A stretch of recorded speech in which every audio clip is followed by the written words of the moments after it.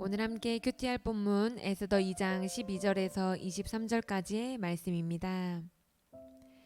처녀마다 차례대로 아하수에로 왕에게 나아가기 전에 여자에 대하여 정한 규례대로 12달 동안을 행하되 6달은 모략 기름을 쓰고 6달은 향품과 여자에게 쓰는 다른 물품을 써서 몸을 정결하게 하는 기한을 마치며 처녀가 왕에게 나아갈 때에는 그가 구하는 것을 다 주어 후궁에서 왕궁으로 가지고 가게 하고 저녁이면 갔다가 아침에는 둘째 후궁으로 돌아와서 비빈을 주관하는 넷이 사하스가스의 수하에 속하고 왕이 그를 기뻐하여 그의 이름을 부르지 아니하면 다시 왕에게 나아가지 못하더라.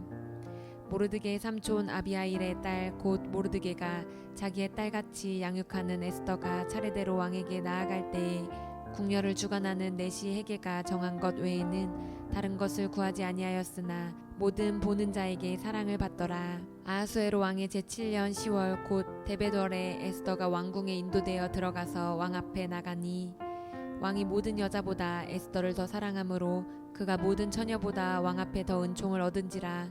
왕이 그의 머리에 관을 씌우고 와스디를 대신하여 왕으로 삼은 후에 왕이 크게 잔치를 베푸니 이는 에스더를 위한 잔치라. 모든 지방관과 신하들을 위하여 잔치를 베풀고 또 각 지방의 세금을 면제하고 왕의 이름으로 큰 상을 주니라. 처녀들을 다시 모을 때에는 모르드게가 대궐문에 앉았더라. 에스더는 모르드게가 명령한 대로 그 종족과 민족을 말하지 아니하니 그가 모르드게의 명령을 양육받을 때와 같이 따름이더라. 모르드게가 대궐문에 앉았을 때에 문을 지키던 왕의 넷이 빅단과 데레스 두 사람이 원한을 품고 아하수에로 왕을 암살하려는 음모를 꾸미는 것을 모르드게가 알고 왕후 에스더에게 알리니 에스더가 모르드게의 이름으로 왕에게 아른지라. 조사하여 실증을 얻었으므로 두 사람을 나무에 달고 그 일을 왕 앞에서 궁중일기에 기록하니라. 아멘. 우리는 어제 본문을 통해서 아하수에로 왕의 왕비 후보생으로 뽑혀간 에스더가 그곳에서 헤게라는 사람에게 받은 은혜에 대해 살펴보았습니다. 그렇게 왕비 후보로 뽑혀간 에스더는 1년간 관리를 받았습니다. 왕비 후보생들은요, 후궁이라는 곳에서 1년간 얼굴, 몸매 그리고 피부 관리를 받습니다. 처음 6개월은 오일 마사지를 받고 나머지 6개월은 향으로 테라피를 받습니다. 우리 12절 말씀 보겠습니다. 처녀마다 차례대로 아하수로 왕에게 나아가기 전에 여자에 대하여 정한 규례대로 12달을 동안을 행하되 6달은 몰약 기름을 쓰고 6달은 향품과 여자에게 쓰는 다른 물품들을 써서 몸을 정결하게 하는 기간을 마치며. 그렇게 1년간 몸을 가꾼 후에 그녀들은 자기 순서에 따라 매일 한 명씩 왕의 침실로 가야 했습니다. 왕가의 잠자리를 위해서 왕에게 나아간 것인데요. 이때 여인들은 왕에게 매혹적으로 보일 수 있도록 자신을 치장할 수 있는 무엇이든지 요구할 수 있었습니다. 왜냐하면 이 잠자리에서 왕의 선택을 받지 못하면 그녀들은 둘째 후궁이라는 곳에서 일평생을 사하스가스라는 사람의 통제를 받으며 살아야 했기 때문입니다. 그래서 헤게는 그녀들이 요구하는 무엇이든지 다 허락하고 들어줬던 것입니다. 우리 13절과 14절 말씀입니다. 처녀가 왕에게 나아갈 때에는 그가 구하는 것을 다 주어 후궁에서 왕으로 가지고 가게 하고 저녁이면 갔다가 아침에는 둘째 후궁으로 돌아와서 비빈을 주관하는 넷이 사하스가스의 수하에 속하고 왕이 그를 기뻐하여 그의 이름을 부르지 아니하면 다시 왕에게 나아가지 못하더라. 그녀들은 밤에 왕궁에 들어가서 왕가의 잠자리를 가진 후에 아침에 다시 둘째 후궁으로 돌아오는데요. 이때 왕에게 왕비로 선발되지 못한 여인들은 일평생 생과부가 되어서 그곳에서 살아야 했습니다. 시간이 지나고 결국 에스더의 차례가 다가왔습니다. 그런데 다른 여자들과는 달리 에스더는 헤게가 조언하고 정해준 것 외에는 다른 어떤 것도 요구하지 않고 왕에게 나아갑니다. 우리 15절 말씀입니다.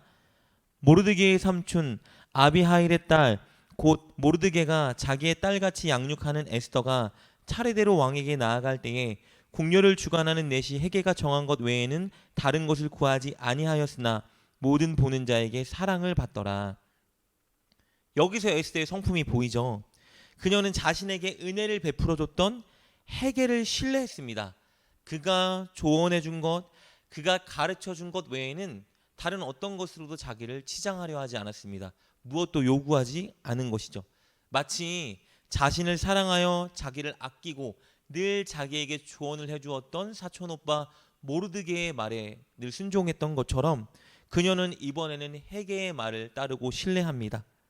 그렇기 때문에 에스더는 어디를 가든지 늘 사람들에게 사랑과 은혜를 받았던 것 같습니다. 에스더는 이렇게 다른 왕비 후보자들과는 다르게 자신을 치장할 다른 어떤 것도 구하지 않고 왕에게 나아갔지만 그녀의 미모가 얼마나 뛰어났든지 모든 자에게 사랑을 받았다고 기록되어 있습니다. 이것은 왕에게도 마찬가지였습니다. 왕은 에스더를 보자마자 에스더에게 사랑에 빠져 그를 바로 왕비로 삼습니다. 우리 17절 말씀입니다. 왕이 모든 여자보다 에스더를 더 사랑하므로 그가 모든 처녀보다 왕 앞에 더 은총을 얻은지라. 왕이 그의 머리에 관을 씌우고 와스디를 대신하여 왕으로 삼은 후에. 이렇게 아하스웨로 왕은 에스더에게 완전히 첫눈에 반해서 그녀를 왕비로 삼았습니다. 그리고 그 이후에 왕이 보여준 행동이 굉장히 인상적인데요. 우리 18절 말씀 보겠습니다. 왕이 크게 잔치를 베푸니 이는 에스더를 위한 잔치라. 모든 지방관과 신하들을 위하여 잔치를 베풀고 또 각 지방의 세금을 면제하고 왕의 이름으로 큰 상을 주니라. 왕은 일단 에스더를 위해서 잔치를 열었는데요. 모든 지방관과 신하들이 초청되어 잔치 혜택을 누렸습니다. 게다가 더 중요한 것은요, 각 지방의 세금을 면제해 주었다는 것입니다. 근데 여기서 세금을 면제해 주다라는 말을 원어로 보면요, 쉼을 주다라는 의미가 있습니다. 사실 대부분의 번역본은 그래서 이 부분을 휴일을 선포하다 이것으로 해석합니다. 즉 에스더 때문에 왕은 백성들에게 그날 안식일을 선포한 것입니다. 게다가 백성들에게 큰 상을 나눠주었다고 기록되어 있는데요. 여기서 말하는 상은 보통 음식물로 해석하곤 합니다. 즉 에스더로 인해서 백성들은 그날 안식과 양식을 얻는 엄청난 혜택을 누리게 된 것입니다. 이처럼 하나님은 포로의 후손이자 고아였던 에스더를 왕비로 세우셔서 에스더 혼자 영광을 얻고 혜택을 누리게 만드신 것이 아니라 그녀를 통해서 수많은 사람들이 안식과 은혜를 누리게 하신 것입니다. 심지어 에스더 때문에 에스더를 왕비로 삼은 아하수에로 왕까지 큰 혜택을 얻게 되는데요. 이 부분은 21절부터 23절에 기록되어 있습니다. 모르드게가 궁궐 대문문에 앉아 있을 때 발생한 일입니다.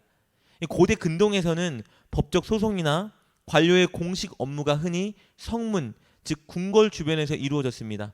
모르드게는 당시 페르시아의 공적 업무를 맡아 일하는 사람으로 추측되었기 때문에 그는 대건물 곁에 앉아서 무언가를 하고 있었습니다. 그러다 그는 우연히 아하수에로 왕의 두 내시가 왕을 암살하려고 음모를 꾸미는 것을 엿듣게 됩니다. 그리고 즉시 에스더에게 이 역모를 알렸고 에스더는 왕에게 이 내용을 알려 왕이 암살당하는 것을 모면하게 된 것입니다. 그리고 모르드게의 이 공헌은 궁중일기에 기록됩니다. 당시 시대상을 보면요, 사실 이렇게 큰 공헌을 세운 모르드게에게 엄청난 상이 주어야 되는 것이 상식이거든요. 그런데 어찌된 일인지 왕이 이 일에 대해 모르드게에게 어떤 상도 주지 않습니다. 그런데 진짜 놀라운 것은요, 하나님은 모르드게의 이 공헌을 통해서 훗날 유대인 전체의 운명을 바꾸는데 사용하십니다. 오늘 본문을 통해서 우리는 이 두 가지 교훈을 얻을 수 있습니다. 첫 번째 교훈, 우리는 우리에게 주어진 은혜를 늘 모든 사람들에게 흘려 보내주는 삶을 살아야 한다는 것입니다. 그것을 위해서 우리는 우리를 통해서 우리의 가정과 교회와 이웃이 혜택을 누리고 잘 되기를 바라고 꿈꿔야 하는 것입니다. 그리고 동시에 실천적으로 내가 받은 은혜가 있다면 늘 흘려주는 행동을 취해야 하는 것이겠죠. 오늘 본문을 보니까 하나님께서는 에스더를 통해서 온 백성이 안식과 음식을 얻게 하셨습니다.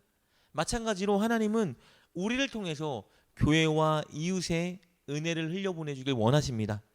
성도는 늘 먼저는 교회 성도들의 유익을 구해야 하고 교회는 늘 이웃교회와 이웃에게 유익을 주기 위해 애써야 합니다. 그리고 우리가 얻을 수 있는 두 번째 교훈은요. 지금 우리의 노력과 선행이 어떤 보상이 없다 하여도 우리는 낙심하지 말고 그 일을 계속 전념해야 합니다. 모르드게가 자신의 공헌에 대한 보상을 바로 받지 못했지만 장차 하나님은 그의 공헌을 통해 민족을 구원하는 통로로 사용하십니다. 그러니 우리는 모든 것을 아시는 하나님을 기억하며 늘 삶의 현장에서 최선을 다하고 또 선을 베풀어야 하는 것입니다. 사랑하는 여러분, 늘 우리를 바라보고 계시는 하나님을 의식하며 삶의 현장에서 최선을 다하시길 주님의 이름으로 축복합니다. 그리고 동시에 여러분의 잘됨이 교회 전체와 이웃 전체의 잘됨이 될 수 있도록 늘 은혜를 흘려보내주는 여러분 되실 수 있기를 주님의 이름으로 축복합니다. 기도하겠습니다. 하나님, 우리가 늘 교회 모두의 이익과 이웃의 이익을 구하는 올바른 그리스도인이 되게 하여 주옵소서. 늘 하나님께 받은 은혜를 흘려보내주기 위해 애쓰게 하여 주옵소서. 그리고 늘 우리를 바라보고 계시는 하나님을 의식하며 마땅히 해야 되는 일을 기쁨으로 실천하게 하여 주옵소서. 예수님의 이름으로 기도드립니다. 아멘. 오늘 말씀을 통해 깨닫고 결단한 것은 무엇입니까? 그것을 붙들고 하나님께 기도합시다. 그리고 그렇게 실천하며 하루를 살아가는 여러분 되시길 주님의 이름으로 축복합니다.